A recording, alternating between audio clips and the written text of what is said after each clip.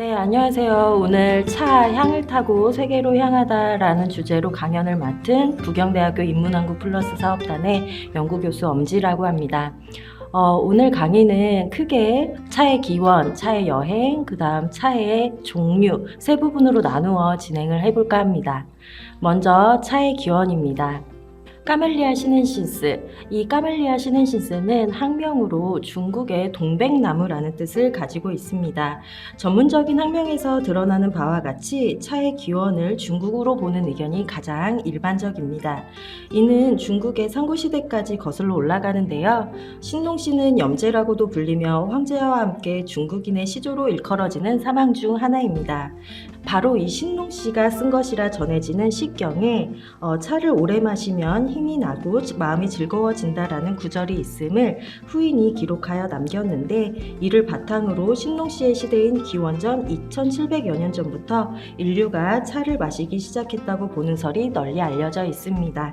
마찬가지로 원전은 전해지지 않으나 후대 기록을 통해 알려진 신농 본초견의 신농시가 온갖 풀을 맛보다가 어느 날 72종류 독에 중독되었는데 차로서 이를 해독하였다는 구절을 통해 차는 맨 처음 약의 효능을 가진 것으로서 인류에게 전해지게 된 것으로 보고 있습니다. 그러나 이와 같은 신농시 기원설을 뒷받침하는 기록들은 원전을 확인할 길이 없고 후인의 기록에 의한 것으로 사실관계를 파악하는 것은 무리가 있기에 가장 잘 알려지고 일반적인 기원설로 보는 것이 합당합니다. 현재 원전으로 확인할 수 있는 차에 대한 가장 오래된 기록은 중국 당나라의 유구가 집대성한 다경입니다. 중국 사람들이 유구를 다성 혹은 다신이라고 부를 만큼 다경은 차의 근원에서부터 차를 만드는 방법과 도구, 차를 다리는 법과 마시는 법, 차 산지 등에 이르기까지 차에 관한 모든 내용을 총망라하고 있습니다. 이렇듯 차의 백과사전이라 여겨지는 다경은 차를 알리고 차 문화가 성행하도록 하는 중요한 토대가 되고 있습니다.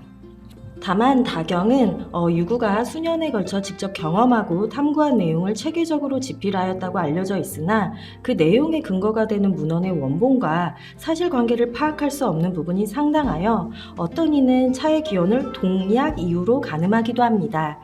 동약은 기원전 59년 중국 전한 때 왕포가 쓴 일종의 노비계약 문서입니다. 왕포가 돈을 들여 필묘라 불리는 남종을 들였는데요. 그 뒤 그가 해야 할 일을 적어놓은 것이죠. 개를 이끌고 거위를 팔고 무양, 오늘날의 사천 팽사년에 가서 차 사오기라 하여 차에 관한 기록이 나오는데요. 이것이 원본이 전해지는 사실기록 문헌 중 가장 오래된 것입니다. 이를 통해 중국 고대 차 산지 및 차 시장에 관한 내용과 차를 다려 손님을 대접하는 문화가 중국 고대 시기부터 있었음을 확인해 볼 수 있습니다. 이 밖에도 달마대사의 눈썹이 차나무가 되었다는 불교 달마대사와 관련한 기원설도 있고요. 실로 다양한 기원이 전해지고 있습니다.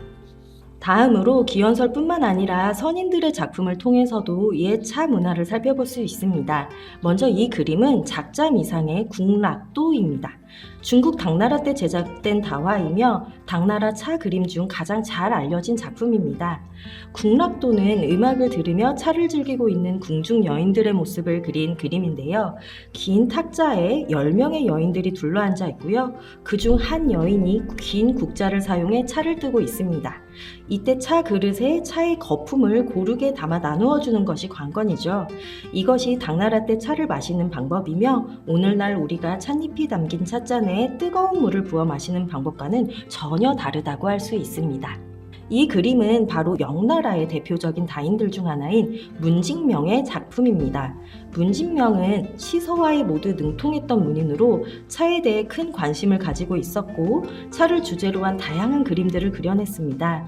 문징명의 대표적인 차 그림인 품다도는 그가 62세일 때 제작된 것으로 친구와 함께 초옥에서 차를 마시는 장면을 그려낸 것입니다. 품다도의 품다는 차를 논하다는 뜻으로 차를 마시고 품평하면서 모임을 가졌던 당시 문인들의 문화를 알 수 있는 그림이라고 할 수 있습니다. 문직명의 또 다른 작품인 해산다회도입니다. 이것은 1518년작으로 문직명의 나이 49세에 그린 작품입니다. 해산다회도는 해산에서 차를 마시는 모습을 주제로 삼은 작품인데요. 문직명과 그의 친구들로 보이는 사람들이 소나무 사이를 거닐면서 우물에 둘러앉아 담소를 나누고 경치를 감상하고 또 다동들이 차를 준비하는 모습을 살펴보는 장면으로 나누어져 있습니다. 이렇듯 우리는 옛 작품을 통해서도 차를 즐기는 문화가 아주 오래전부터 성행했음을 알 수 있겠습니다. 다음은 차의 여행입니다. 다른 나라에선 차를 어떻게 발음할까요? 중국에서는 차, 한국에서는 역시 차, 일본에서도 차라고 불리고 있고 또 서양 국가에서는 티, 테, 테이 등으로 다양하게 불리고 있습니다. 이런 다양한 명칭들을 발음 유사성에 따라 구분을 해보자면 지도와 같이 크게 두 분류로 구분되어질 수 있습니다. 위 지도에서 볼 수 있듯 차는 해안 지역에서는 주로 티, 테, 테이와 같은 파열음으로 내륙 지역에서는 차, 짜, 짜이와 같은 마찰음으로 발음되는데 이는 차의 전파 경로와 밀접한 관련이 있습니다. 당대 이후 육로를 통해 중국 내륙에서 먼저 전파되기 시작한 차는 오랜 시간을 거치며 실크로드를 따라 중앙아시아로 넘어오게 됩니다. 당시 차의 집산지였던 중국의 광동 지역은 육로를 통한 교역의 중심이었는데 이때 차의 전파와 함께 차의 광동 발음인 차가 전해지면서 육로를 통해 차를 접한 지역에서는 대개 광동어에서 비롯된 마찰음으로 발음된다고 볼 수 있습니다. 이후 아시아 전역에 퍼진 차 문화는 16세기에 다다라서 유럽 각지에 전파되기 시작했습니다. 이때 복건성의 하문 지역이 주요 항구로 역할하면서 육로를 넘어 해로를 통해 찻잎이 운반되게 됩니다. 하문에서 차의 발음이 때인 것을 고려하면 당시 해로 교역의 중심이었던 복건 지역의 발음이 차와 함께 유럽과 동남아시아로 전해진 것이라 할 수 있습니다. 정리하면 중국의 광동 지역과 복건 지역은 오랜 시간 차의 집산지이자 무역의 중심지로서 각각 육로와 해로를 통해 차를 전 세계 각지로 전파하였습니다. 이는 단순히 차라는 물건의 전파만이 아니라 이와 관련한 언어와 문화까지 함께 전파되었다는 사실을 보여주는 것이며 나아가 특정 계급의 향유 문화에서 일반 대중문화로 변화해온 역사를 함께 살펴볼 수 있는 중요한 지표라 할 수 있겠습니다. 다음은 차의 종류입니다. 중국에서는 차를 6대 다류라고 하여 녹차, 백차, 황차, 청차, 홍차, 흑차 6가지 종류로 나눕니다. 그중 먼저 불발효차는 우리에게 잘 알려진 용정차, 옥록차, 모봉차 등이 포함이 되며 찻잎에 포함된 산화 요소가 작용하여 발효되지 않도록 찻잎을 딴 후 바로 열을 가하여 만든 차입니다.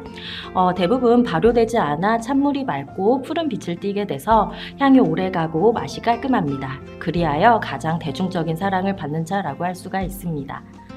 다음은 우리에게 우롱차로 잘 알려진 반발효차입니다.